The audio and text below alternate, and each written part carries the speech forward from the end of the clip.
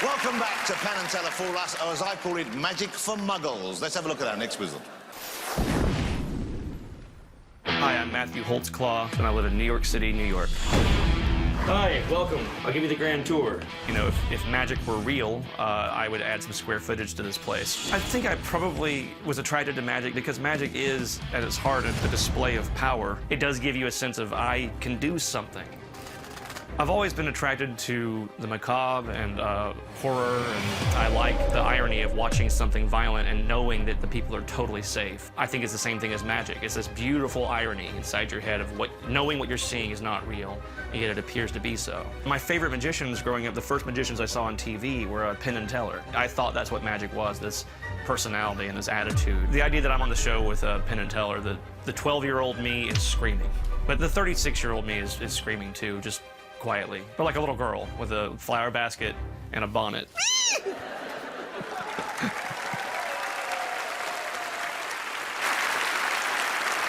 Our next performer is a burlesque magician, which means every morning he gets dressed, the first thing he does is put tassels on his nipples. Will you please welcome Matthew Holtzclaw.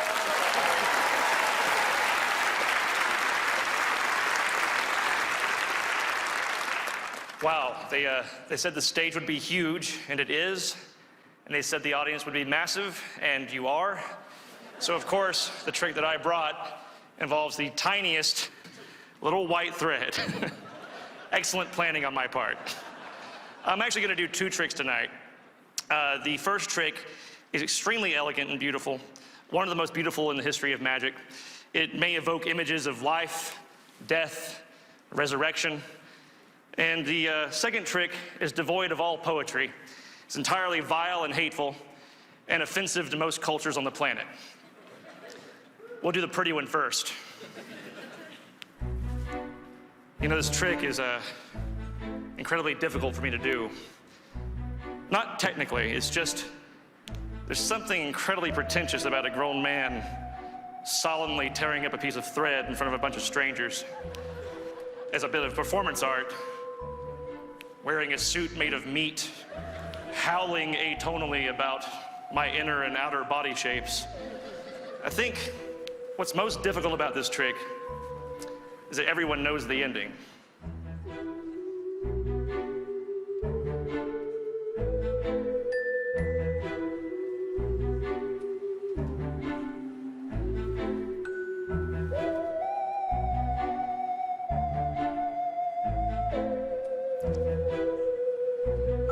That's not the ending.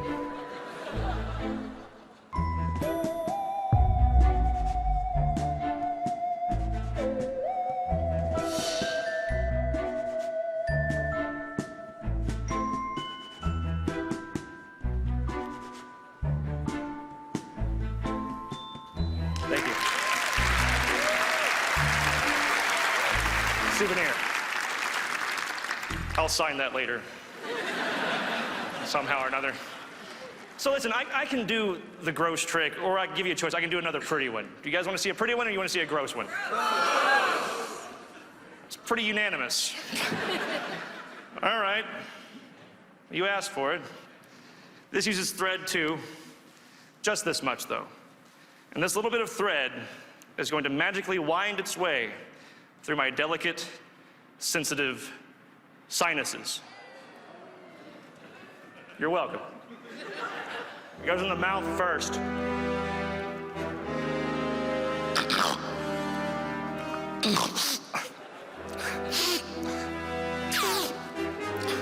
Actually, Jonathan, you should join me. Get a closer look. Really? You want me to do anything? Yeah, please, join me.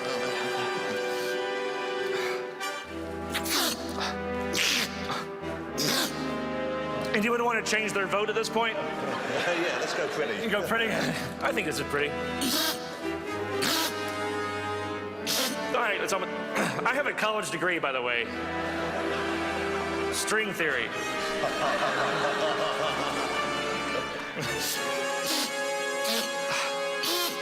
All right, I got it. You think that's bad over there? I'm right next to this guy. All right, it's there. Oh, no. Oh.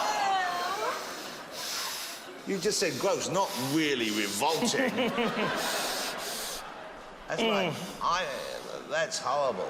Inevitably, I'll have to say, don't try this at home, but you'd have to be stupid, wouldn't you? Oh. That's coming right out of there. How did you do that? Wow, ladies and gentlemen. Matthew, really? Yeah, come on. Okay. Matthew Holtzclaw, ladies and gentlemen. Unbelievable. I'm right this close. That was incredible. Okay, we're going to ask Penn and Teller to chat about this and deliberate. I know you're a big fan of bringing horror into magic. That was kind of borderline horrific, I guess. Yeah, no blood, no gore, no needles, anything like that. Yeah, but I do like when things are provocative, you know? So you do stuff that's more gory on stage? Occasionally, yeah. Cut my hand off and that sort of thing. So, well, what is wrong with you? So the gentlemen, I think, have come to the end of their deliberations. I thought that was just fabulous. I'm sure they did too, but did you fool them? Let's find out. I got to tell you, that Hindu thread trick is a trick that I've seen Teller do. And I'm very, very glad, not as glad as Teller is, but I'm very glad you did it with thread instead of with yarn. A lot of people try to improve it, and it's just perfect in the thread version. This show, we love the fact that it covers all sorts of stuff. We know that you could have burned us with cards. You're fabulous with cards. And we love the fact you did something grosser, something wilder, something crazier. But you may have seen us do, which we did not invent, but you may have seen us do a trick with a beam. Oh, yeah.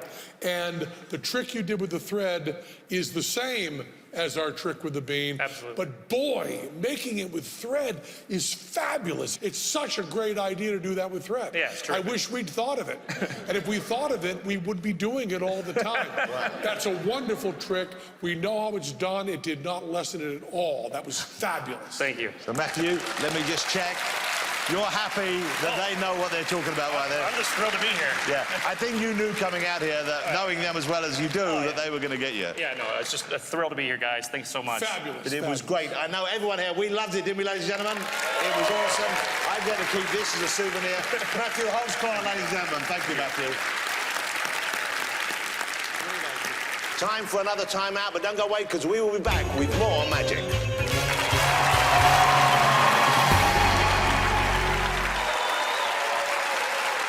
Welcome back to Penn and Teller Fool Us. Now, for my next trick, I'd like to make another magician appear. I'm David Regal. Open sesame. I think magic is more than just cool because magic translates to hope. Magic for me has always been my therapy. It occupies me mind, body, soul. If I didn't have magic, I would need an actual therapist. Just doing it as someone who loves it, I can keep coming up with new ideas and tinkering. You wake up, you clear the kitchen table, and you wreck things in your house. What I'm going to try and do for Penn and Teller is a simple trick with a simple plot where just one thing happens, and I want that one thing to fool them. So the next performer serves on the board of the Magic Castle, which is super impressive. But as someone who still serves as vice president of the Spice Girls fan club, I like to think we're equals. Will you please welcome David Regal?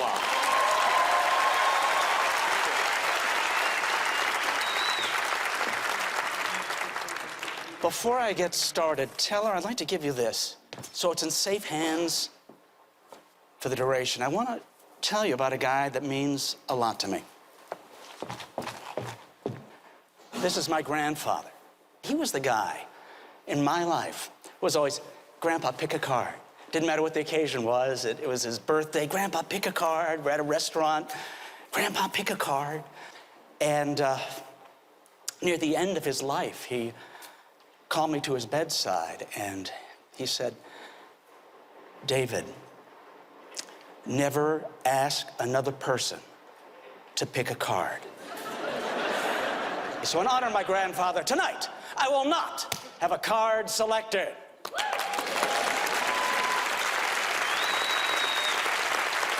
However, I thought it might be interesting to have some cards not selected. For this, I need the help of a kind soul from the audience. Penn, please come on up here. Penn Gillette, ladies and gentlemen. Thank you so much. Thank you, Penn. Penn, of course, Penn is wearing the pinstripe suit, creating the illusion of height. Penn, behind the table, please. Examine the cards. Have a good look at them. Mix them up if you'd like to mix them up. It's important to give them the once over, because we're going to try something a little unusual. Is everything okay for you there? They seem okay. Okay, I'll take that as an okay. Yep. Oh, doing all the normal, okay. Here's what we're gonna do. Spread them out, hold the finger about 2 feet above those cards, Penn. Move that finger left, right, right, left, and let that finger slowly descend until that finger is resting on just one card. Perhaps you think you've selected that card, Penn, but I assure you, that is not the case. Okay. Pull out that card, call out its name to everybody. The Jack of Hearts Has just been not selected. Okay. 50 cards to go. Take your finger, go left, right. No, we'll speed it up. I wouldn't be that cruel here. We'll put them all here. Cut them into 3 piles, Ben. 3 piles any way you'd like. Excellent. You've just not selected the 6 of hearts, the Jack of clubs, and the 8 of hearts. Pick up any one of those piles, any one of them. Look through it like it's a giant poker hand. Look at the high cards, the low cards, all the cards in between until your eyes fall on one card. That means something to you, and only you, for even reasons you do not understand, you have that card. Okay. Now look at all the rest and throw them away as well. Good. Pick up any of those piles. Go through them all and discard them with extreme prejudice. Yes, yes, and yes. He's still going. Yes, here, let's spread the wealth. Grab some of these, just grab some. Here, let's go in the audience. Out in the audience, down these stairs. Come on, Penn. 1 to each person here. Oh, he's not giving you any. Okay, it's not my fault. There we are. If you have a card, if Penn gave you a card, I will come to you. When I come to you, call out the name of your card and throw it away. What have you got? 9 of spades. Throw it away. What have you got? Joker. Throw it away. What have you got?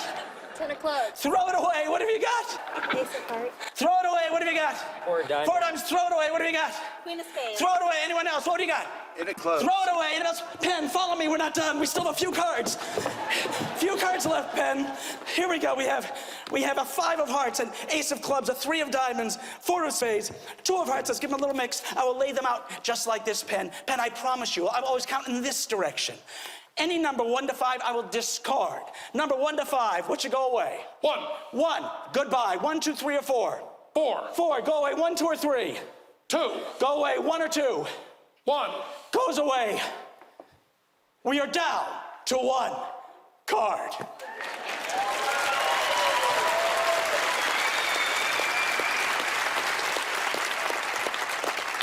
I think we can all agree that card has not been selected. However, it's also not been not selected. A round of applause for Penn Gillette. You may return the gentle giant. Penn Gillette. Oh my gosh. Oh my gosh. Teller, that envelope has been in your hands this entire time. Let me tell you something about it.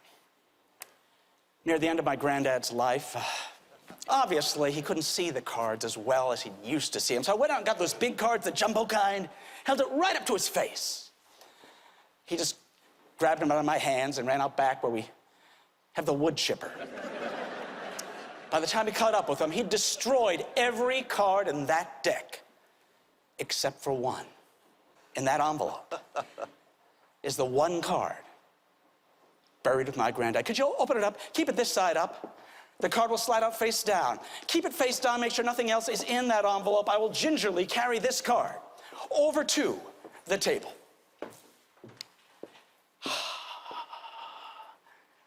Ladies and gentlemen, 2 cards are before you. One, a card that meant a great deal to my grandfather. The other, a card not selected in the fairest possible manner.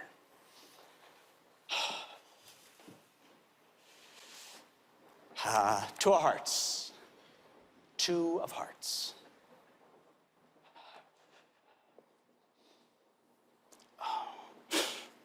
Still a team, Grandpa! Still a team!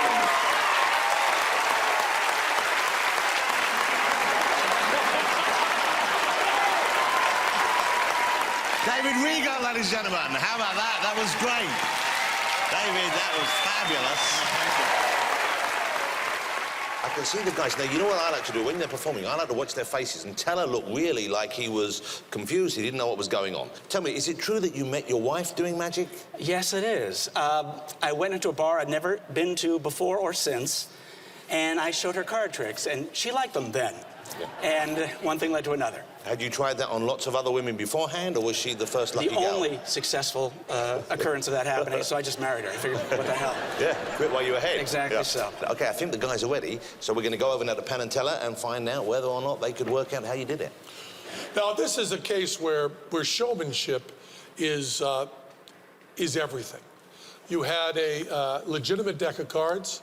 There was nothing gimmicked about them at all. You had us run down in the audience and hand stuff out. All the cards were different. All that stuff is being done. There were provers all the way along.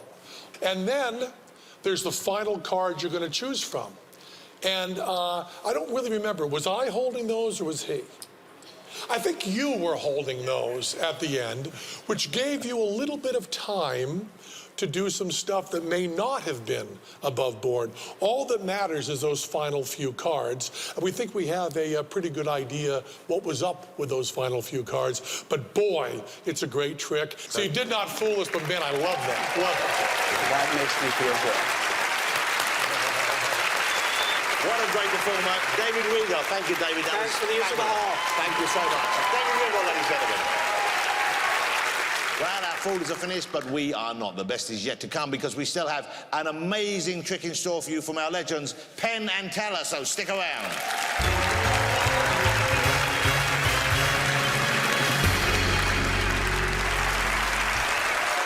Now, it wouldn't be an episode of Penn and Teller Fool Us if we didn't get to see Penn and Teller do some magic themselves. So here they are, the fabulous, the phenomenal Penn and Teller.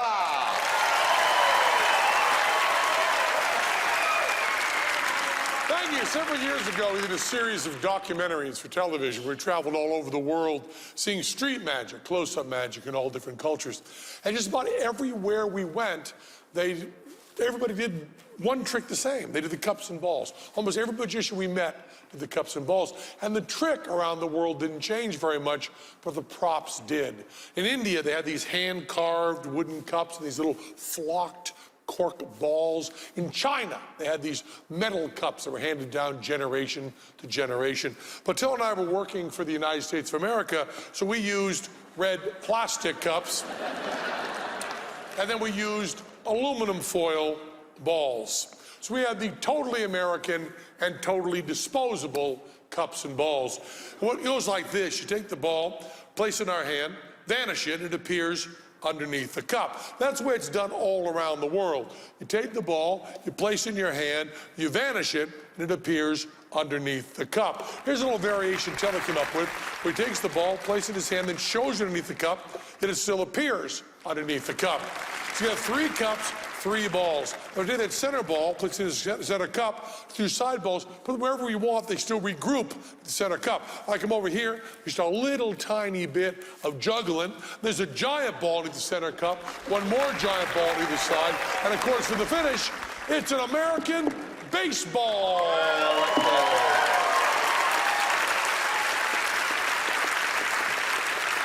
Now, we had done the American cups and balls for a while. I want to kind of zoom in and do a Penn and Teller cups and balls, which involves breaking a few rules of magic. Now, the first rule of magic is you never do the same trick twice. So we're gonna. Second rule of magic is you never tell an audience how a trick is being done. So we're gonna tell you exactly how the trick is being done. The third rule of magic is you never let the audience see your secret preparation. They must not know what is hidden in which pocket. And the fourth rule of magic is unwritten, but we think any magician in the world would agree with us in a second, that you never ever do the cups and balls with clear plastic cups. So here's the Penn and Teller version of the cups and balls. beneath the first ball, pretend to place in our hand, have already snuck underneath the first cup. But the second ball, simultaneously secreted beneath the cup, pretend to place in our hand and show it. To the third and final ball, pretend to place in our hand, pretend to show it in the cup, place it in the cup, then secretly secrete and reveal it. Now we're all set for the second half. The cup's all loaded, 3 balls on top. Center ball, we set a cup. Each of the side balls, we put them away. We don't need any more. We have 3 duplicates. Set a cup and come over here. This is not juggling. This calls misdirection. For look over here, tells us his final ball under, 1 more to this side. And of course, for the finish, it's an American baseball right there. That's the Penn and Teller cups and balls.